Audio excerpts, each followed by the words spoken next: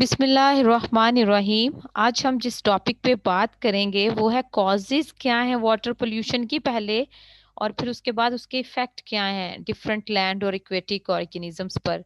तो सबसे पहले हमारा जो है मेन फोकस जो आज कॉजेज पर होगा। कुछ कॉजेज जो होते हैं, नंबर वन उस पे हम डिस्कस करेंगे इंडस्ट्रियल वेस्ट। इंडस्ट्रियल जो वेस्ट होता है, इंडस्ट्रीज जो भी चलती हैं, डाइंग इंडस्ट्री है जिसमें लेदर इंडस्ट्री है, ट्रेनिंग इंडस्ट्री है, या फिर किसी भी किस्म की जो इंडस्ट्रियलाइजेशन हम सिटीज में कर देते हैं, तो उनका जो वेस्ट होता है वो डायरेक्टली हम किसी वाटर बॉडी में भेज देते हैं, जिसकी वजह से मेटालिक, नॉन मेटालिक, सल्फर और हैवी मेटल्स जो होती हैं वाटर में एक्यूमुलेट होती हैं। एसिड रेन का बाइस बनते हैं, इनके ऑक्साइड्स जाके एयर के साथ मिलते हैं, तो जब उस सीजन की बारिशें होती हैं तो एसिड रेन जो होती है वो हार्मफुल होती है एक्वेटिक लाइफ के लिए। ऑयल की पोल्यूशन भी इंडस्ट्री में बहुत ही मोहलिक साबित होती है। ऑयल पोल्यूशन जिस तरह के शिपिंग वगैरह, जो ऑयल शिप्स होती हैं उनके वो जब लीक कर जाती हैं, या फिर कोई भी टैंक वगैरह डंप किए जाते हैं, ओशन की सरफेस जो होती है एवरीडे ऑयल के साथ दिन ब दिन जो है वो पोल्यूटेड होती जा रही है। ऑयल स्पिल्स जो हैं वो सबसे बड़ी प्रॉब्लम काज करते हैं, बहुत ही हार्मफुल हैं लोकल मैरीन और वाइल्ड लाइफ के लिए। जो मेरीन की वाइल्ड लाइफ है वो स्ट्रांगली डिस्टर्ब हो रही है, डिस्टिंक्ट हो रही है due to oil spills leakage, जिनमें जो सरे फहरिस्त हैं वो फिश हैं, इक्वेटिक बर्ड्स हैं, और सी ऑथर्स जो है ये बर्ड का नेम है, और कुछ अदर ऑर्गेनिज्म है। इनकी डाइवर्सिटी दिन ब दिन ऑयल पोल्यूशन की वजह से कम हो रही है। ऑयल डिजोल्व नहीं होता, ऑयल वाटर की सरफेस पे रहता है, सफोकेशन क्रिएट करता है, और ऑयल जो होता है वो अटैच होता है फीदर के साथ सी बर्ड्स के, तो उनको हैवी कर देता है, फ्लाइंग में उनको प्रॉब्लम आती है, और बाज एनिमल जो होते हैं वो ऑयल पोल्यूटेड वाटर के नतीजे में डाई कर जाते हैं। तो ये देखें, ये जिस किस तरह से ऑयल लीकेज जो है वो किसी भी साहल के ऊपर ये ऑयल लीकेज हुआ है, फिश जो शिप तैयार किए जाते हैं उस दौरान, या फिर शिप खुद लीकेज कर जाते हैं, ये जितना भी सिस्टम है ऑयल का, वो आप देख रहे हैं किस तरह पूरे साहल को पोल्यूटेंट किया हुआ है इसने। तो ये पोल्यूशन जो होती है ये इक्वेटिक ऑर्गेनिज्म के लिए बहुत ही ज्यादा नुकसानदेह है, क्योंकि ऑयल जो होते हैं वाटर में डिजोल्व नहीं होते।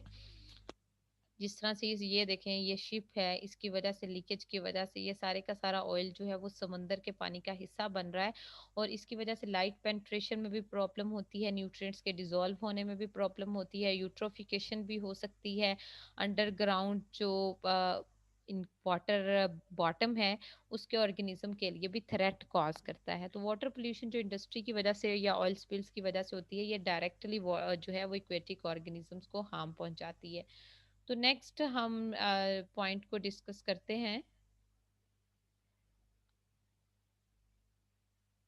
अदर कॉजेज क्या हैं? सीवेज का वेस्ट वाटर जो होता है, घरों का इस्तेमाल किया जाने वाला वेस्ट वाटर, वो भी फीसिस होते हैं उसमें, कुछ हमारे यूरिन और लॉन्ड्री वेस्टेज होता है, जो आप वॉशिंग क्लोथ का आपका वेस्टेज होता है, फिर हाउस होल्ड वैसे ट्रीटमेंट जिस तरह के आपके डिटर्जेंट्स होते हैं, ये सारे के सारे हार्मफुल होते हैं इक्वेटिक माइक्रोब्स के लिए, ये केमिकल्स इक्वेटिक ऑर्गेनिज्म के लिए हेल्थ प्रॉब्लम कॉज करते हैं। पैथोजेंस पोल्यूटेंट वाटर में जो है वो पैथोजेनिसिटी कॉज होते हैं, पैथोजेंस बहुत ज्यादा मिकदार में बढ़ जाते हैं, तो ये सारे फिर इक्वेटिक ऑर्गेनिज्म को हार्म्स पहुंचाते हैं। ये देखें किस तरह से ये डिफरेंट जो हैं वो सीवेज वाटर हैं वो डायरेक्टली वाटर बॉडी में इंटर किए जाते हैं, तो वाटर बॉडी जो है वो इससे पोल्यूटेड हो जाती है। माइनिंग एक्टिविटी, माइनिंग कहते हैं कान कुनी को। पहले हमने इंडस्ट्री को डिस्कस किया, फिर हमने सीवेज वाटर को डिस्कस किया, अब हम देखते हैं माइनिंग। जब आप कान कुनी करते हैं, हमें पता है कि कान कुनी के दौरान बहुत हैवी मशीनरी यूज की जाती है क्रशिंग के लिए या ग्राइंडिंग के लिए रॉक्स की, कि जब कान कुनी के दौरान डिफरेंट हमारे पास रास जब कानकुनी की जा रही है, तो कानकुनी के दरमियान अर्थ का जो टेक्सचर होता है उस पर डिपेंड करता है कि किस किस तरह के प्रोडक्ट्स जो हैं वो निकलेंगे वहां से। तो रोक वगैरह को या फिर एक्सट्रैक्टिंग कोल जब की जाती है, अंडरग्राउंड माइनिंग की जाती है किसी चीज को निकालने के लिए, तो उस दौरान जितना भी वेस्ट होता है वो ज्यादातर हार्मफुल केमिकल पर मुश्तमिल होता है, और ये सारे का सारा टॉक्सिक केमिकल वाटर के साथ मिक्स कर देते हैं, जो कि हेल्थ प्रॉब्लम कॉज करता है। जब जमीन से किसी चीज को निकाला जाता है तो उस दौरान जो वेस्ट होता है वो लोग अक्सर पानी में शामिल कर देते हैं, करीबी पानियों में, तो वहां पर इक्वेटिक लाइफ के लिए टॉक्सिसिटी कॉज करता है, क्योंकि इसमें डिफरेंट टाइप के प्रोडक्ट होते हैं, टॉक्सिक केमिकल्स होते हैं, हैवी मेटल्स होती हैं, तो ये जाके फिर अक्यूमुलेशन कर लेते हैं। 10 मिलियन गैलन जो है एसिड माइन जो है वो वेस्ट किया जाता है, गया था अगस्त 2014 में। ये सारे का सारा वेस्ट जो होता है वो बर्ड्स के लिए भी नुकसानदेह होता है, इक्वेटिक बर्ड्स के लिए भी और टेरेस्ट्रियल के भी लिए भी नुकसानदेह है, लेकिन जब ये बह के पानी के साथ मिलता है तो पानी के लिए भी बहुत ज्यादा नुकसानदेह साबित होता है। ओशन और मेरीन में ये जो कूड़ा करकट की डंपिंग हम करते हैं, कोई रबड़ मटेरियल हो गया, कोई प्लास्टिक हो गया, फूड वेस्ट हो गया, पेपर वेस्ट हो गया, ये सारे के सारा जब waste, metallic waste, aluminium waste countries में जब ये डिपॉजिट करती हैं सी में, तो ये सारे का सारा वेस्ट जो होता है वो लिविंग ऑर्गेनिजम्स के लिए को डिस्टर्ब करता है, आपको जो आपका टूरिज्म है उसको भी डिस्टर्ब करता है। और पोल्यूशन जो होती है, इन्वायरमेंटल पोल्यूशन, इससे इन्वायरमेंटल पोल्यूशन भी कॉज होती है, सेवरल डिसेंट्री डिजीजेस भी फिर मंजरे आम पे आती हैं।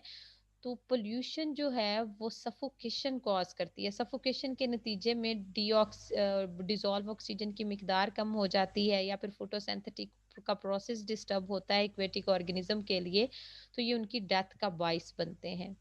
बहुत से ऑर्गेनिजम्स जो हैं वो हर साल नापैद हो रहे हैं। पाकिस्तान में बेसिकली अगर बात की जाए तो जितने भी हमारे हेड ट्रीमू हैं उस पर फिश की जो मिकदार है वो day by day water pollution और प्लास्टिक पोल्यूशन की वजह से कम होती जा रही है। तो ये देखें किस तरह ये डंपिंग जो कूड़ा क्रिकेट है इसके सफोकेशन की वजह से ऑर्गेनिज्म के सर्वाइवल में थ्रेट आते हैं। अंडरग्राउंड जो स्टोरेज होता है, फॉर एग्जांपल कोई पाइपलाइन गुजर रही है या फिर पेट्रोलियम को आपने अंडरग्राउंड किसी पाइप के थ्रू स्टोरेज का जरिया बनाया हुआ है, तो बाजूकात क्या होता है नमी की वजह से रस्टिंग हो जाती है पाइपों की, पाइप लीक कर जाते हैं और कंटेमिनेट करते हैं अंडरग्राउंड वाटर को, और ये वाटर फिर कोई भी करीबी वाटर बॉडी को पोल्यूटेंट कर देते हैं।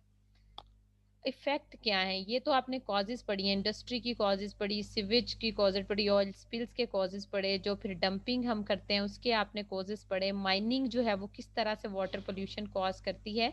तो अब इस सारी पोल्यूशन का इफेक्ट कहाँ आता है, बहुत से पोल्यूटेंट हैं, वेरी करते हैं, डिपेंड के केमिकल नेचर क्या है, डंप किस लोकेशन पे किया गया है। तो बहुत सी वाटर बॉडी जो होती हैं वो अर्बन एरियाज के पास होती हैं, वो हाईली पोल्यूटेंट हो जाती हैं।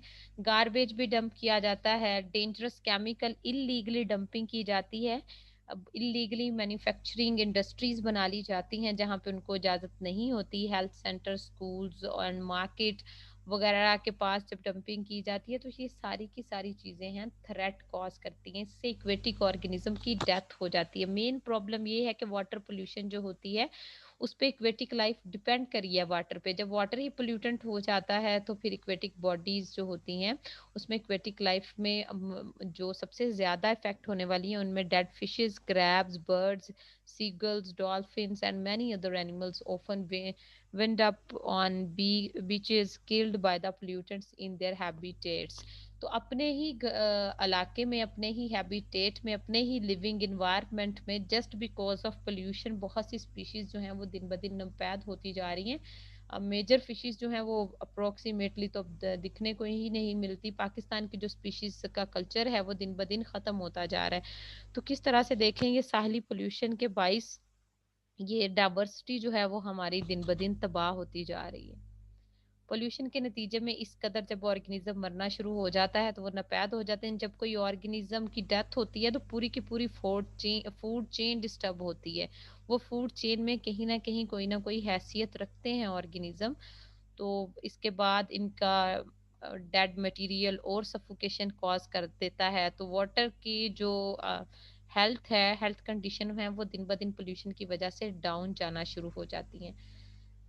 डिसरप्शन ऑफ फूड चेन, जैसे कि मैंने आपको पहले ही बताया कि जब कोई ऑर्गेनिज्म मरता है तो उसकी पोल्यूशन के नतीजे में कोई जानवर की स्पीशी खत्म होती है, तो इसका मतलब है कि वहाँ फूड चेन में वो अवेलेबल नहीं है, उसको खाने वाले दिन ब दिन डिस्टर्ब होते हैं। पोल्यूशन जो है वो नेचुरल फूड चेन को डिस्टर्ब करती है। Pollutant such as lead and cadmium जो टिनी एनिमल इनको खाते हैं, इन एनिमल्स को बाद में फिश कंज्यूम कर जाती हैं, शेल फिश कंज्यूम कर जाती हैं, और फूड चेन जो होती हैं वो कंटिन्यूअसली डिस्टरप्ट करती है हायर ऑर्गेनिज्म को।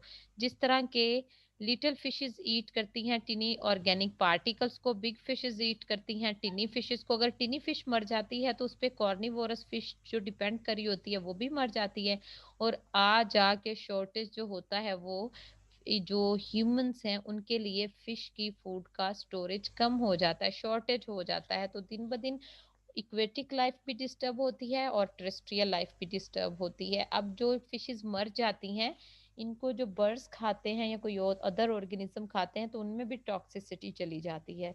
तो पूरे की पूरी फूड चेन, इसका बेसिक नुकसान क्या है कि वहाँ की इक्वेटिक फूड चेन जो है वो स्ट्रांगली डिसरप्ट होती है। डिजीजेस भी बहुत सी कॉज होती हैं, ह्यूमंस भी अफेक्टेड होते हैं इन डिजीजेस के नतीजे में। Hepatitis, eating sea food that has been poisoned. ऐसी केमिकल फूड, आपको पता है कि फैटी होती हैं सी फूड में, जो डेपोजिशंस होते हैं फैट्स में डिजोल्व हो जाते हैं केमिकल्स, और जब आप उस ऑर्गेनिज्म को खाते हैं या फिर आप फिश को ही खाते हैं, फिश के फ्लैश को खाते हैं, तो उसमें पॉइजनस केमिकल स्टोर हुए होते हैं। तो पुअर न्यूट्रिशन होती, दिन ब दिन जो होती है वो पुअर न्यूट्रिशन आती जाती है ऑर्गेनिज्म में। तो इससे कोलरा वगैरह की डिजीज जो है ड्रिंकिंग वाटर की वजह से, या इस तरह का पानी पीने से भी बहुत सी डिजीज जो है, डायसेंट्री डिजीज जो है वो दिन ब दिन बढ़ती जाती हैं। और जिस तरह के आपने सखर वगैरह में काफी दफा देखा है कि ये गंदा पानी पीने की वजह से वहां की आवाम को दिन ब दिन मुश्किलात का सामना करना पड़ता है। डिस्ट्रक्शन ऑफ इकोसिस्टम, जब कोई नेचुरल फूड चेन डिस्टर्ब होती है, फूड चेन आपको पता है एक ऑर्गेनिज्म का फूड के लिए दूसरे ऑर्गेनिज्म पर किस तरह से डिपेंड करते हैं, ये उनका आपस में जो लिंक होता है वो फूड चेन कहलाता है। जिस तरह के ऑटोट्रॉफ्स को हेट्रोट्रॉफ्स खाते हैं, हेट्रोट्रॉफ्स को आगे कॉर्निवोरस खा जाते हैं, कॉर्निवोरस को उनके टर्शरी कॉर्निवोरस खा जाते हैं। तो ये फूड चेन में कहीं भी डिस्टरबेंस जो होती है, वेजिटेशन खत्म होती है तो हेट्रोट्रॉफ डिस्टर्ब होते हैं, हेट्रोट्रॉफ की पॉपुलेशन कम होती है तो कॉर्निवोरस डिस्टर्ब होते हैं। तो इस तरह इकोसिस्टम की जो लाइफ होती है वो दिन ब दिन पोल्यूशन की वजह से डिस्ट्रॉय होना शुरू हो जाती है। इसके बहुत से आउटकम आते हैं। तो आप वेजिटेशन डिस्टर्ब होती है, आपके नेचुरल जितनी भी आपकी हैं वेजिटेशन के नतीजे में लैंड डाइवर्सिटी डिस्टर्ब होती है। अगर आपका कोई ट्री वगैरह पोल्यूशन की वजह से खत्म हो जाते हैं तो उसके नतीजे में आपकी जो ग्रिपिंग कैपेसिटी है फ्लड वगैरह को रोकने की ट्रीज की, वो भी कम हो जाती है। अगर आपके साहल से ट्री खत्म हो जाए तो फ्लड को रोकने का ट्रीज बहुत बेहतरीन जरिया होते हैं। अब कौन कौन सी प्रिवेंशन की जरूरत है, हम इसके लिए बहुत से लीगल काउंसलिंग की जरूरत है ताकि दिन ब दिन जो पोल्यूशन पाकिस्तान में बढ़ती जा रही है उसको कम किया जाए। अपने रबिश और जो भी आपका मटेरियल है उसको वाटर बॉडी में थ्रो नहीं करें, रिवर साइड पे, बीचेस पे वाटर बॉडी में डायरेक्टली थ्रो ना करें। और वाटर जो है उसे वाइजली यूज करें, वाटर को, रनिंग वाटर को सारा दिन खुला ना छोड़ें, और रिड्यूस करें अमाउंट ऑफ वाटर जो आप यूज कर रहे हैं वॉशिंग करने के लिए या बाथिंग करने के लिए। स्टोरेज करें वाटर का, जो ड्रिंकिंग वाटर है दिन ब दिन कम होता जा रहा है उसका स्टोरेज करें। और अपने केमिकल्स, वाटर कैनन्स जो होती हैं, केमिकल कैन जो आपकी होती हैं ऑयल पेंट वगैरह की, मेडिसिन की, प्लास्टिक को थ्रो ना करें। नॉन डिग्रेडेबल केमिकल्स होते हैं प्लास्टिक, और ये फिर हमेशा के लिए इन्वायरमेंट में रह जाते हैं, इनकी कोई डिकम्पोजिशन नहीं होती। तो ना ही अपने केमिकल्स को थ्रो करें, ना ही प्लास्टिक रैपर्स को, बैग्स को थ्रो करें अपने इर्द गिर्द के एनवायरनमेंट को। पेस्टिसाइड, फर्टिलाइजर्स का जो यूज कर रहे होते हैं उसको ओवर यूज ना करें, रिड्यूस करें इसके यूज को। और जब आप इसको अप्लाई कर रहे होते हैं तो वाटर का रन ऑफ कम रखें ताकि ये डायरेक्टली किसी और वाटर बॉडी में इंटर ना हो सके। अपने एनवायरनमेंट के इर्द गिर्द ट्री प्लांटेशन करें। ट्री प्लांटेशन जो होते हैं वो एसिड रेन के इफेक्ट को कम करने के लिए बहुत ही हेल्पफुल होती हैं। आई होप सो कि आपको कॉजेज और उसकी इफेक्ट्स जो हैं वो अंडरस्टैंड कर लिए होंगे। Thank you very much.